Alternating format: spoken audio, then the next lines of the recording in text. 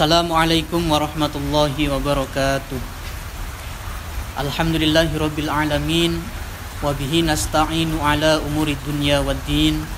Assalatu wassalamu ala asyrafil anbiya'i wal mursalin sayyidina wa maulana Muhammadin sallallahu alaihi wasallam wa ala alihi wa sahbihi ajma'in. Amma ba'du. Puji syukur kehadirat Allah Subhanahu wa ta'ala yang telah memberikan beribu-ribu nikmatnya kepada kita semua. Alhamdulillah, dengan nikmat tersebut kita masih bisa melakukan aktivitas seperti biasanya.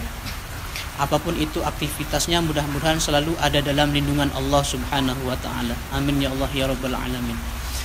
Sholawat teriring salam mudah-mudahan selalu tercurahkan pada junjungan alam, pelopor Islamiyah, pendobrak kebatilan, yakni habibana wa syafi'ana wa maulana Muhammadan sallallahu alaihi wasallam, dan juga kepada keluarganya dan para sahabatnya hingga kepada kita selaku umatnya. Mudah-mudahan kita semua mendapatkan syafaatul uzma dari Nabi Muhammad sallallahu alaihi wasallam kelak di hari kiamat.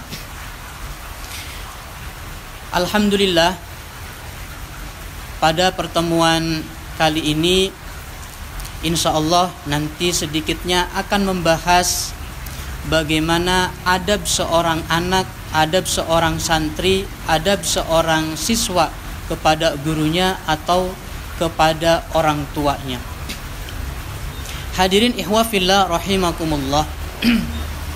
Kita sebagai manusia jelas ada di muka bumi ini wasilah adanya kedua orang tua kita. Oleh sebab itu, kita sebagai anak harus berbakti kepada kedua orang tua kita sebagaimana firman Allah Subhanahu wa ta'ala, bismillahirrahmanirrahim, wabil walidaini ihsana. Dan kepada kedua orang tua kita harus berbakti, kita harus berbuat baik kepada kedua orang tua kita. Nah, oleh sebab itu dalam ilmu akhlak dibahas mengenai adab yang bersangkutan dengan kedua orang tua kita. Hadirin hadirat dimanapun berada yang dirahmati Allah Subhanahu wa ta'ala, lantas bagaimana adab seorang anak, adab seorang santri kepada gurunya, kepada orang tuanya? Nah, di sini ada keterangan dalam kitab Akhlaqul lil Banin. Meskipun kitabnya kecil, akan tetapi kandungan dari kitab tersebut sangatlah besar karena membahas akhlak-akhlak, tata krama, sopan santun yang berhubungan dengan orang tua, berhubungan dengan tetangga, berhubungan dengan semua, insya Allah ada di kitab Akhlaqul lil Banin tersebut. Hadirin ikhwah fillah rahimakumullah. Langsung saja memasuki kepada materi adabul waladi ma'a abihi. Nah, di sini dijelaskan bahwasanya nanti ada sopan santun tata krama seorang anak ma'a abihi kepada orang tuanya alias kepada ayahnya. Nah, bagaimana adab seorang santri, adab seorang anak kepada orang tua tersebut? Ayyuhal waladul mahbub, yalzamuka ang tata'addaba ma'a abika kama tata'addaba ma'a ummika. Wahai anak yang dicintai, ini menurut orang tuanya panggilan sayang dari orang tua kepada anaknya. Ayyuhal waladul mahbub, wahai anak yang sangat kucintai, yaljamuka ang tata'addaba ma'a abika kama tata'addaba ma'a ummika. Wajib atasmu beradab kepada ayahmu sebagaimana engkau beradab kepada ibumu. Nah, dalam perkataan ini seakan-akan kita harus berbakti kepada ibu saja, akan tetapi kepada ayah tidak. Akan tetapi menurut kitab ini pada dasarnya bukan seperti itu. Kita wajib berbakti kepada ayah kita sebagaimana kita berbakti kepada ibu kita. Karena ada dalam hadis Nabi yang mungkin kalau tidak faham ini mengandung arti yang fatal nanti kalau dilakukan. Siapa yang harus dihormati wahai Rasulullah? Ibumu, ibumu, ibumu, lantas bapakmu. Seakan-akan kalau umpamanya melihat dari perkataan itu, ayah itu dinomor duakan, kita menghormatinya setengah-setengah saja. Harusnya yang lebih dihormati adalah ibu. Bukan seperti itu pengertiannya. Akan tetapi kita sebagai anak harus berbakti kepada kedua orang tua. Ke ayah harus berbakti, ke ayah berbakti, apalagi kepada seorang ibu yang sudah mengandung, yang sudah melahirkan, dan yang sudah menyusui kita. Hadirin ikhwah fillah rahimakumullah. Terkadang seorang anak ketika diperintah oleh orang tua ataupun dilarang oleh orang tua selalu ngeyel, selalu tidak terima. Kenapa? Karena seakan-akan dirinya ditekan sama orang tuanya, tidak boleh ini dan itu. Padahal tidak seperti itu. Dijelaskan di sini, wa antam tasila awamirahu wa tasma'a nadha'ihahu li'annahu la ya'muruka illa bi syai'in yanfa'uka wa la yanhaka illa an syai'in yadurruka. Jadi kita sebagai anak harus nurut, harus melakukan semua perintah yang diperintahkan oleh kedua orang tua kita, wa tasma'a nadha'ihahu, dan mendengarkan semua nasihat-nasihatnya. Kenapa? Li'annahu la ya'muruka illa bi syai'in yanfa'uka. Karena orang tua yang memerintahkan kita itu tidak akan memerintahkan kecuali perbuatan tersebut ada manfaatnya. Jadi pada dasarnya orang tua itu akan tahu apa yang nanti kita kerjakan itu apakah baik, apakah buruk. Nah, oleh sebab itu sebagai orang tua menyuruh kepada anaknya sesuatu perbuatan yang harusnya mendapatkan pahala dari Allah Subhanahu wa taala. Dan orang tua juga melarang wala yanhaka illa an syai'in yaduruka, dan tidak semena-mena orang tua itu melarang kepada anaknya kecuali dalam larangan tersebut ada kemidorotonnya. Jadi wajib diketahui bagi seorang santri ataupun seorang anak bahwasanya marahnya orang tua kepada kita itu bukan semata-mata orang tua tidak sayang, bukan semata-mata orang tua menekan kita. Akan tetapi seandainya kalau orang tua kita melarang kita jangan sampai keluar malam, jangan sampai begadang, jangan sampai keluyuran, jangan sampai sering-sering main HP, itu pada dasarnya bukan tidak sayang orang tua kepada kita. Malahan itu bentuk sayang orang tua kepada kita. Mudah-mudahan kita tidak termasuk orang yang selalu melupakan perintah-perintah atau yang selalu melanggar larangan dari Allah Subhanahu wa taala. Hadirin ikhwah fillah rahimakumullah.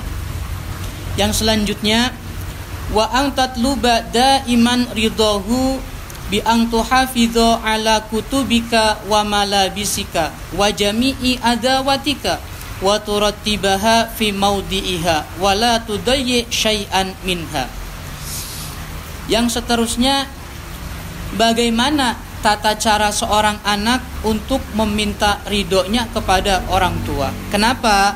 Karena di sini dijelaskan wa antatluba daiman ridho. Sebagai anak harusnya selalu meminta ridho kepada kedua orang tuanya. Lantas bagaimana tata cara untuk meminta atau mengkasih ridho dari orang tua tersebut?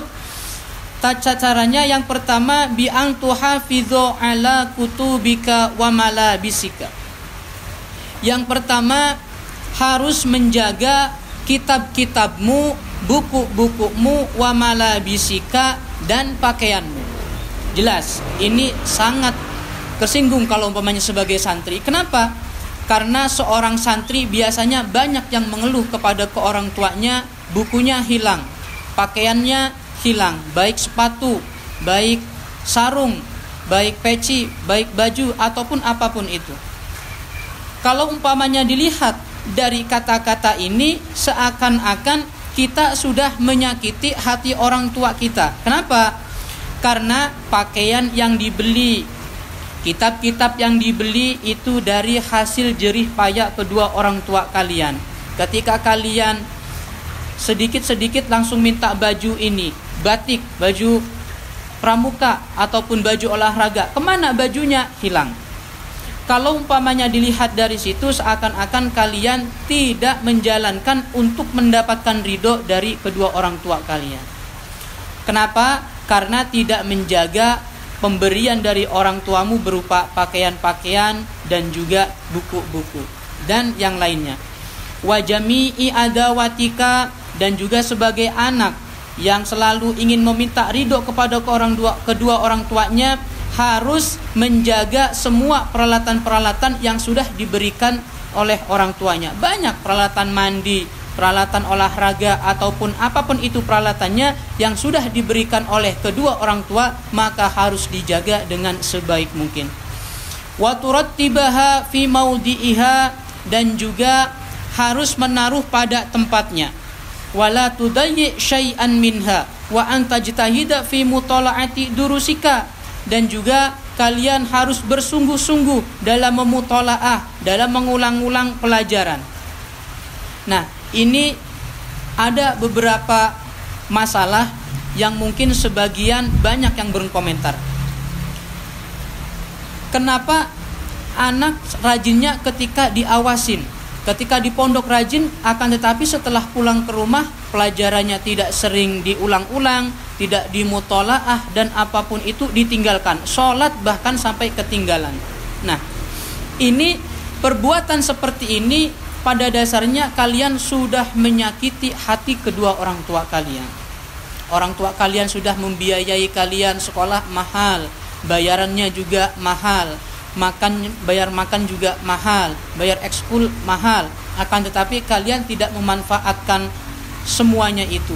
Bahkan ketika kalian dapat ilmu sedikit, dibawa pulang ke rumah tidak diamalkan. Na'udzubillah, jangan sampai seperti itu. Dan juga yang paling penting untuk santri, wa ta'mala fil manjili wa kharijihi kulla syai'in yufarrihu qalbahu. Kalian baik di rumah ataupun di luar rumah, baik di pondok ataupun di luar pondok, harus menjaga nama baik kamu, nama baik orang tua kamu, dan nama baik lembaga kamu. Kenapa? Ketika kalian keluar rumah ataupun keluar pondok, na'udzubillah, nanti di luar pondok atau di luar rumah terjadi sesuatu, maka yang akan ditanyakan pertama adalah siapa namamu, siapa orang tuamu, dari mana kamu sekolah, di mana tempat kamu belajar.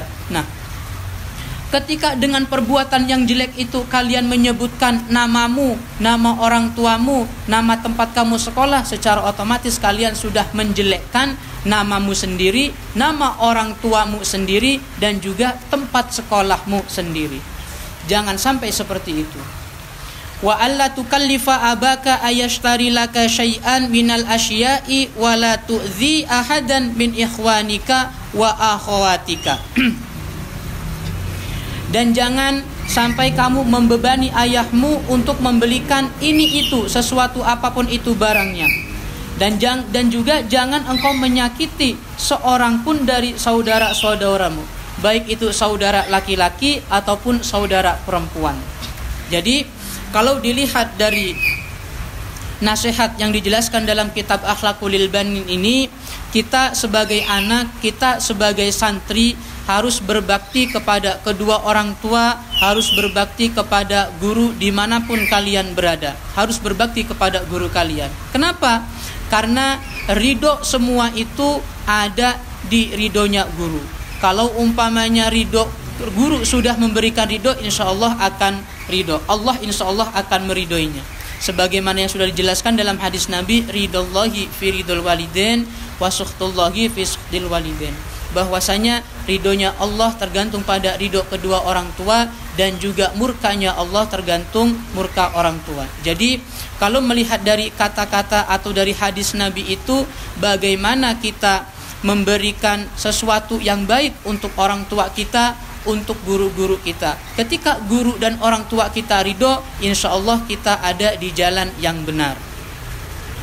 Oke. Hadirin ihwa fillah, muslimin muslimat, hadirin hadirat dimanapun berada yang dimuliakan Allah subhanahu wa ta'ala.